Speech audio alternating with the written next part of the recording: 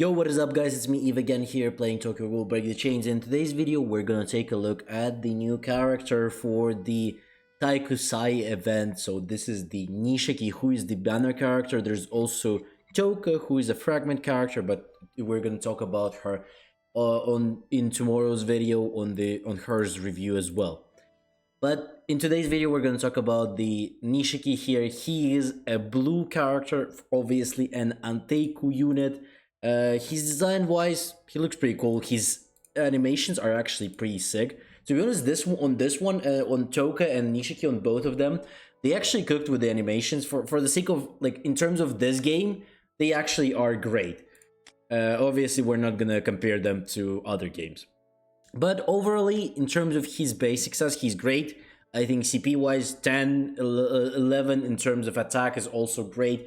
Defense is a little bit on the lower side, but again, he's a full-on DPS unit, so who gives a shit about his defense and HP, right? So the most important stuff, that he has a great CP stat, that's good for us. So he is great overall in terms of his basic stats. So let's take a look at his active skills and his passive skills as well. So active skill, deal fierce battle damage equal to 260% of the attack to all enemies. So he's an AoE unit. Fierce fight increases crit rate of this attack to 2x if the caster has a passion, increases skill efficiency by 18%. So he's gonna be doing a pretty big damage. To be honest, before he came in, I thought he might be doing like a baby damage, and that would be his case. But he's actually doing very big damage, and I am quite impressed. Obviously, he's not a wit all, but he's still a decent side. He's like pretty much doing the same amount as Toka. Obviously, I think Toka would do more with her passive when she triggers a skill. That one does more, but overall, Nishiki does also do a pretty decent amount of damage, so he is a quite good AoE unit for an Anteiku team. In terms of his passion skills, after an allied Anteiku character uses an AoE skill, grant 1 stack of the passion at the start of your turn. If the caster has passion, remove all passion stacks. Based on the number of removed passion, attack removed. All allied Anteiku characters gain the following effect. For 1 turn, 1 stack removed increases the crit defense by 25%. 2 stack removed increases the damage dealt by 15%. 3 stacks removed deal extra damage equal to 8% of the total damage dealt. 4 stacks removed increases all stats by 4% and raises skill level. So passion increases crit defense by 5%. So one of his things is he requires you to have a full AoE team. So this is one of his kind of the game changer for Anteiku.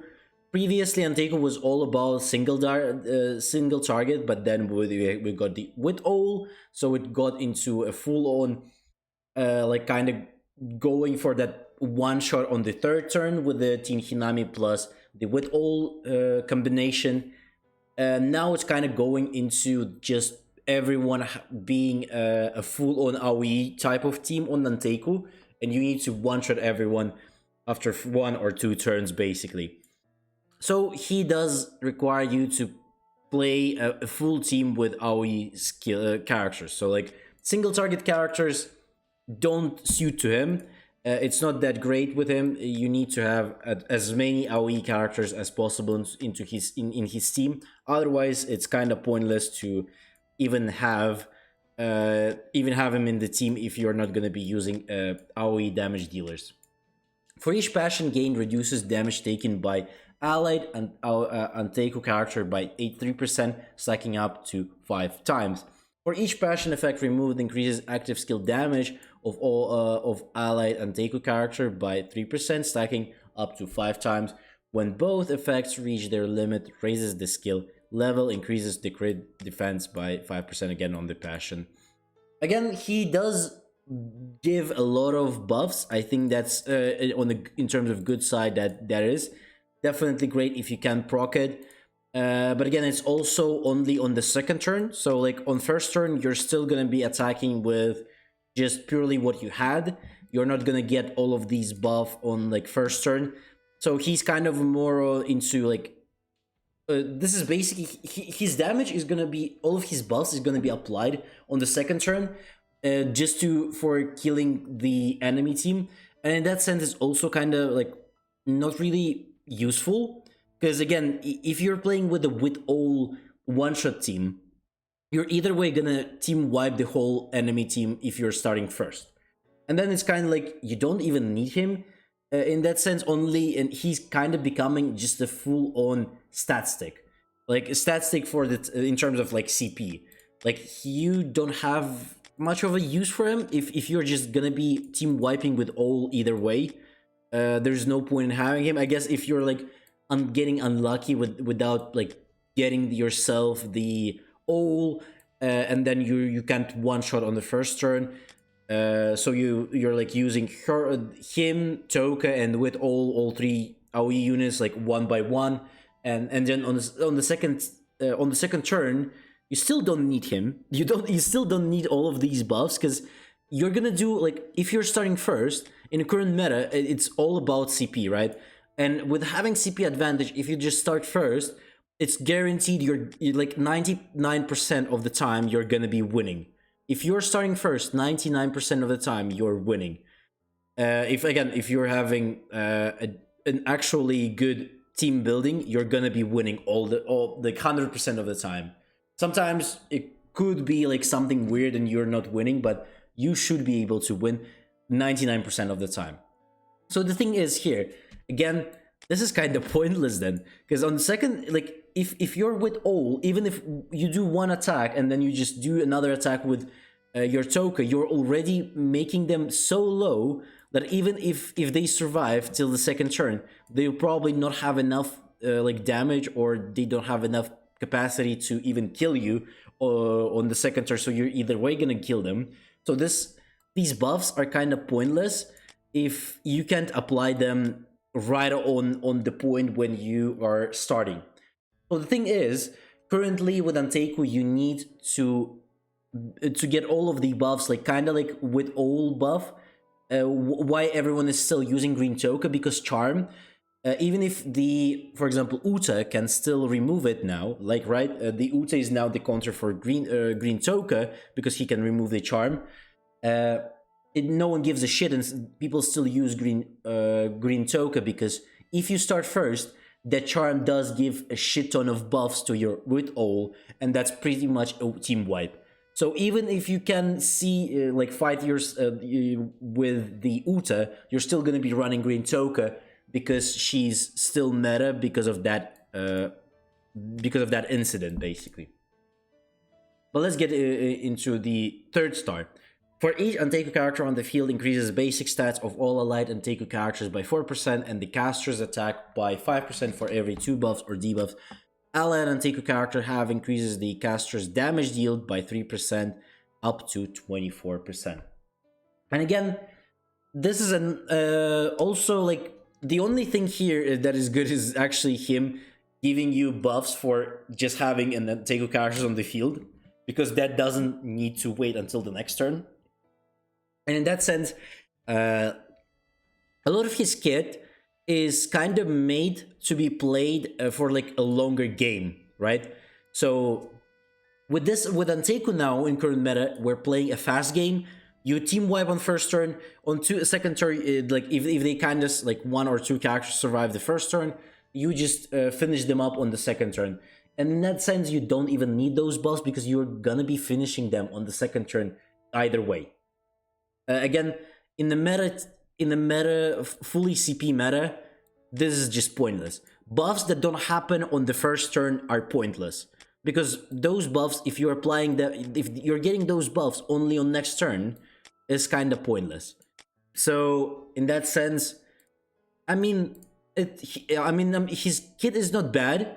I think it's just the problem is the current meta doesn't really suit him, because I think this would be greater when we had a full-on like alt type of Anteiku, when you need to, the more turns go, the stronger the Anteiku gets, because they, for example, they need to survive until third turn, then they heal with Hina, they get the skill levels, they do big damage. That one I think was more for him to be honest. But again, he's also a fully on AoE type of character when you need a full on AoE team there. And so in that sense, it also again doesn't suit him that way either, because because you need a full on AoE team, and all of them are mostly GPS units, so they're not like kind of like they're not tanky enough, they're not squishy enough. I mean, like they're not. So their survivability is definitely not on the best side compared to someone like let's say Red Toka, right, with her struggle and stuff like that, or giving the charm to Red Toka with Green Toka, and then there's like a Green Old that had with the God Cell, who was like basically unkillable. All of that stuff is like different a little bit for AoE units, obviously. So in that sense, I think that's why most of people do say that he's not that great. I think he's overally really good. It's just problem is he needs a full-on team that would work much better. In terms of this meta, I don't think that he's that needed. If you want to use him, I guess the only thing why you would use him is the CP advantage, as well as just he's a strong AoE unit. So like there, but over in terms of his passive skills, nothing too impressive, nothing too useful for the sake of finishing the gameplay. Like nothing too crazy there. In terms of his best team, I would say this is probably the best team if you want to use a full-on Anteku with a charm on this all, obviously. If you want to use a more or so kind of a full CP advantage Anteku, then you can put the Shu in here as well. So this is going to be your kind of other way. Also, if you don't have the Shu, you can also put the Uta in here if you have him on D or higher, and the Mar as well. He's also, just for the sake of the CP stick here, is going to be working.